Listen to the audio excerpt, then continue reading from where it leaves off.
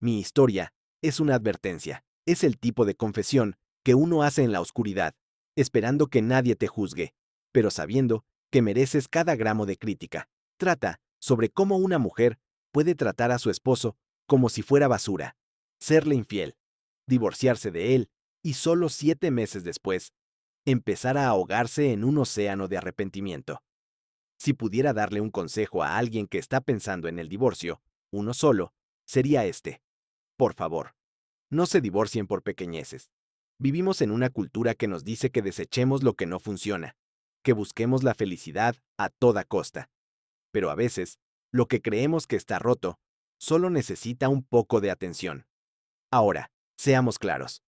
Si tu pareja te agrede, si hay violencia física o emocional, si te amenaza a ti o a tus hijos, entonces la historia es completamente diferente.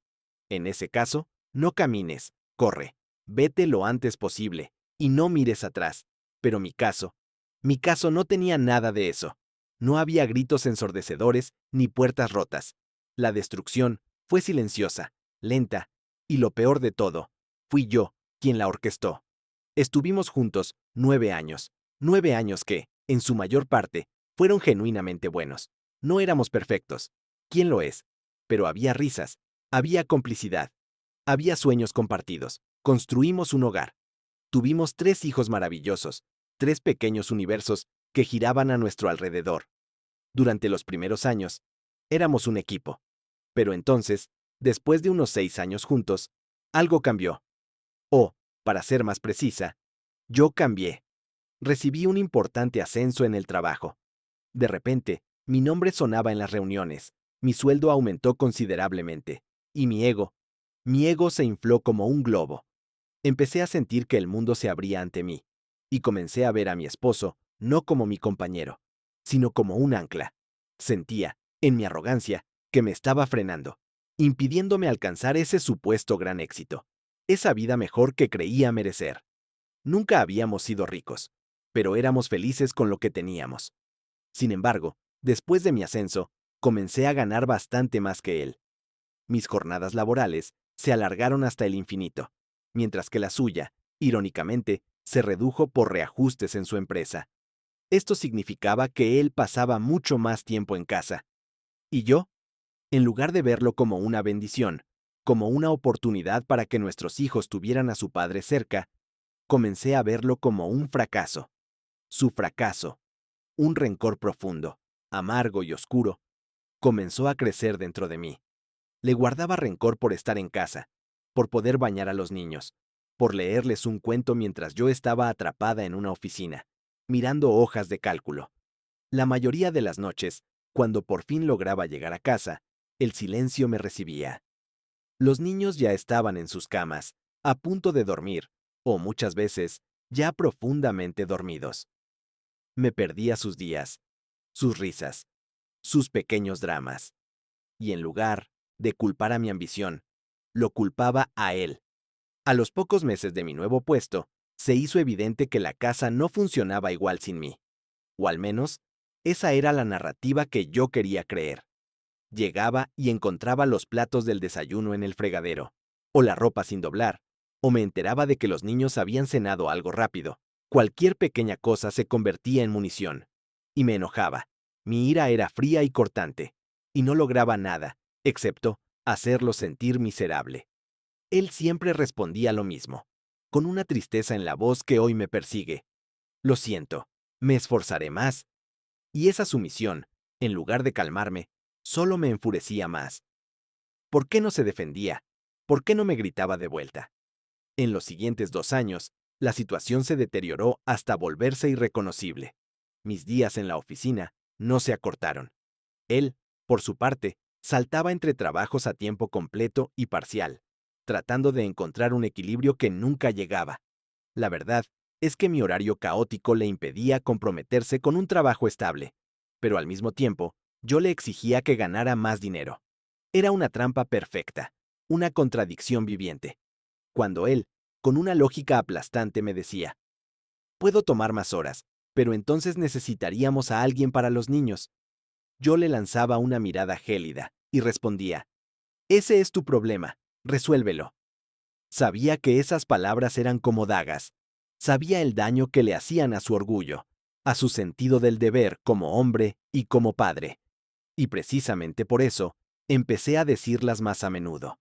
Comencé a odiarlo. Es una palabra terrible, pero es la única que describe la frialdad que sentía. Me distancié por completo. Sabía que le estaba causando un dolor inmenso, pero simplemente no me importaba. Me repetía a mí misma una y otra vez la misma excusa tóxica. Si no quisiera que lo lastimara, al menos debería intentar hacerme feliz. Era una lógica retorcida, pero era mi escudo. Y con ese escudo, me di permiso para buscar consuelo en otro lugar. Empecé a relacionarme con un colega del trabajo. Al principio, era inocente. O eso me decía a mí misma. Era solo un amigo, alguien con quien desahogarme. Pero las conversaciones en la oficina se convirtieron en mensajes de texto por la noche. Los mensajes de texto se convirtieron en fotos, luego en videos, y finalmente, en una búsqueda desesperada de momentos para estar a solas. Sabía, en el fondo de mi alma, que estaba cruzando todas las líneas, pero me hacía sentir viva. Me sentía deseada, admirada, escuchada. Sentía una chispa que llevaba años apagada con mi esposo. Estaba tan cansada de sentirme infeliz que me convencí de que lo hacía por mi propia supervivencia emocional. Hubo una noche que lo cambió todo, la noche que debería haberme hecho despertar, pero que solo me hundió más. Llegué a casa, agotada y de mal humor, y me encontré con una escena increíble. Había limpiado la casa, de arriba a abajo. Había preparado mi cena favorita, y había una película lista para que la viéramos juntos, en familia. Años atrás, un gesto así me habría hecho llorar de gratitud. Pero esa noche, ni siquiera podía mirarlo a los ojos. La culpa me quemaba por dentro. Así que hice lo único que se me ocurrió. Fingí estar enferma. Pasé el resto de la noche en la cama, y él, mi increíble y tonto esposo, me cuidó. Me trajo un termómetro, me preparó un caldo, me arropó. Cada gesto de bondad era una tortura. Me hizo sentir como un monstruo, y entonces, absurdamente, me enojé con él por hacerme sentir así. Al final de la noche, mientras él dormitaba en un sillón junto a mi cama, yo estaba bajo las sábanas, con el teléfono en silencio, escribiéndole al otro hombre. A partir de esa noche, ya no hubo retorno. No importaba lo que él hiciera. Podía traer flores y yo criticaría el color. Podía arreglar algo en la casa y yo le diría que lo había hecho mal.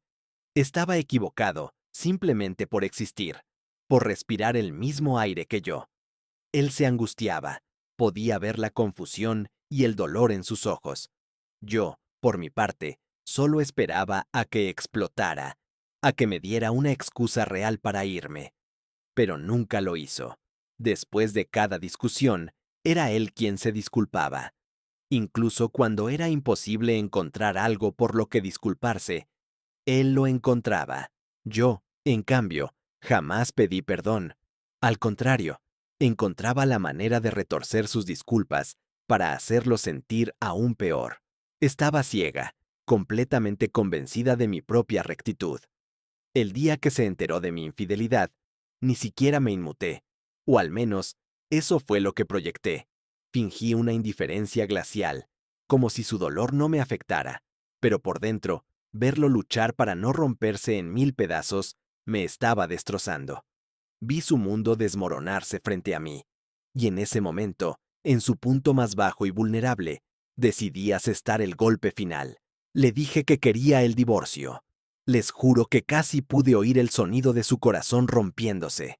Suplicó, rogó, me dijo que podíamos superarlo, que el amor era más fuerte que esto, que podíamos ir a terapia, que él haría lo que fuera, pero yo no quería arreglar nada, solo quería salir.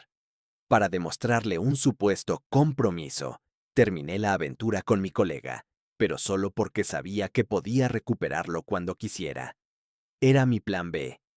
Durante las siguientes semanas, vi cómo mi esposo se desvivía, hacía todo lo que yo le había criticado durante años, y a veces, muy de vez en cuando, le daba una migaja de aprobación.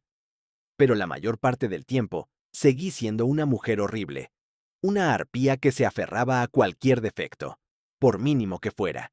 Creo, sinceramente, que no había nada que él pudiera haber hecho para hacerme feliz en ese punto, excepto, quizás, volverse millonario de la mañana, para que yo pudiera dejar de trabajar. Empecé a pasar horas en foros de internet, leyendo historias de divorcios, compartiendo la mía. Y claro, encontré lo que buscaba: validación.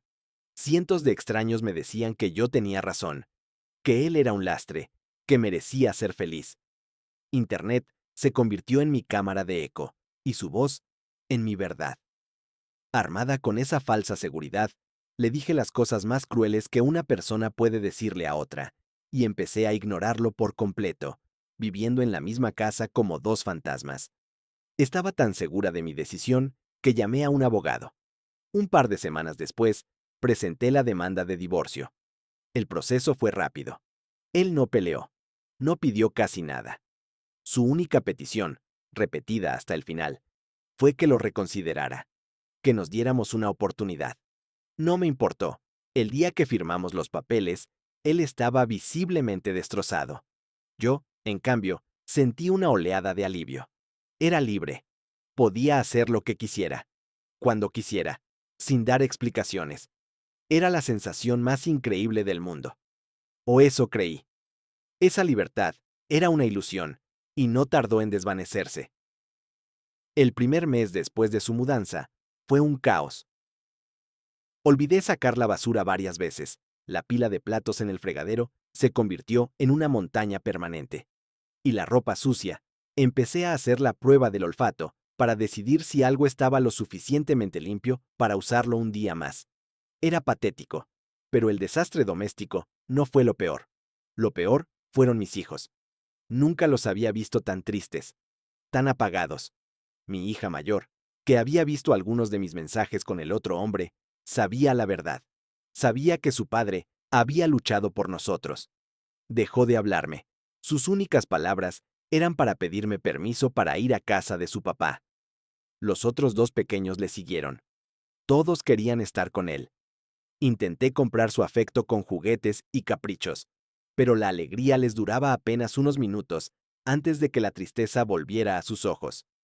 Mi trabajo, la supuesta razón de todo esto, también se resintió. Siendo madre soltera a tiempo completo, ya no podía quedarme hasta tarde. No podía aceptar proyectos extra. Mi rendimiento cayó en picado. Me tragué mi orgullo y empecé a llamarlo. ¿Puedes cuidar a los niños? Tengo que trabajar. Y él siempre venía, siempre. Llegaba tan pronto como podía, y antes de irse, siempre preguntaba con una voz suave: ¿necesitas algo más? Cuando yo volvía, agotada, encontraba la cocina limpia, la ropa lavada, y a veces la cena caliente esperándome en la mesa. Apenas hablábamos. Él hacía lo que tenía que hacer. Me decía: llámame si necesitas algo. Y se iba. Cada vez que cruzaba la puerta para marcharse, veía en su rostro una tristeza tan profunda que dolía físicamente. Unos meses después, mis amigos me animaron a tener una cita. Acepté. Cena y película. Estaba nerviosa, esperanzada, pero sentada en el restaurante, frente a un hombre amable y desconocido, me golpeó una ola de culpa tan abrumadora que apenas pude hablar. Se hizo tan insoportable que me disculpé y me fui. Ni siquiera llegué al cine. Esa noche, se rompió el dique. Una semana y un mar de lágrimas después, estaba sentada en el diván de una terapeuta. Le conté todo, desde el principio. Vomité toda mi historia, esperando que ella me dijera lo que los foros de internet me habían dicho, que yo tenía razón. Pero no lo hizo. Con una calma profesional, desmanteló cada una de mis justificaciones. Empecé a ir a terapia 2, a veces 3 veces por semana. Cuanto más intentaba defender mis acciones, más claro veía el panorama completo. Más evidente se hacía la magnitud de mis errores. Fue un proceso brutalmente doloroso. Nunca en mi vida había llorado tanto. Después de miles de dólares en sesiones, por fin pude aceptarlo. Mi exesposo tenía defectos, sí, como todo el mundo, pero los míos eran monumentales, destructivos. Hice y dije cosas tan terribles que yo misma no soportaría estar cerca de una persona como la que yo fui. Y sin embargo, él quiso estarlo. Hasta el final. Recordé su rostro en la oficina del abogado, suplicándome con la mirada que no lo hiciera.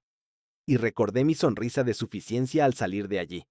Estaba tan equivocada, en tantos niveles. Hace un par de semanas, cuando vino a dejar a los niños, lo acompañé a la puerta. El aire de la noche era frío.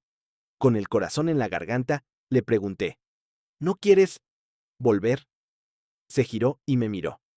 Sus ojos se llenaron de lágrimas al instante. Vi cómo un par de ellas rodaban por sus mejillas mientras luchaba por encontrar las palabras. No lo sé, dijo finalmente, con la voz rota. No sé si puedo. El dolor fue demasiado largo, demasiado fuerte. Si volvemos, tengo miedo de que me lo hagas otra vez. Hizo una pausa y continuó. Cada día pensaba que te darías cuenta de cuánto te amaba y te detendrías. Esperé y esperé. Pero cuando firmaste esos papeles y suspiraste, ese suspiro de alivio, eso me rompió. No sé si alguna vez podré volver a confiar en ti, y no lo culpo. No puedo culparlo. Yo misma destruí al hombre que, mirando atrás, fue un esposo maravilloso. Les robé a mis hijos un padre increíble a tiempo completo.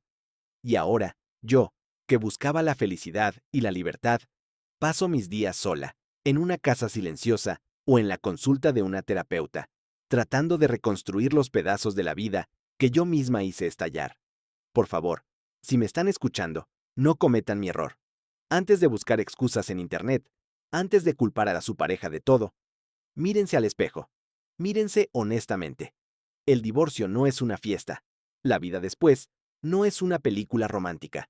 Y ver el dolor en los ojos de las personas que más deberías amar por culpa de tus propias acciones es el sentimiento más devastador que he experimentado jamás. Ojalá le den a su matrimonio una segunda oportunidad. Ojalá yo pudiera tenerla. Y ahora les pregunto a ustedes, a quienes han escuchado mi historia, ¿qué opinan? ¿Creen que soy simplemente la mala de esta historia, una villana sin redención? ¿O consideran que hay matices, que las presiones y la ambición pueden llevar a una persona a perder completamente el rumbo? Dejen sus opiniones en los comentarios. Me gustaría leerlas.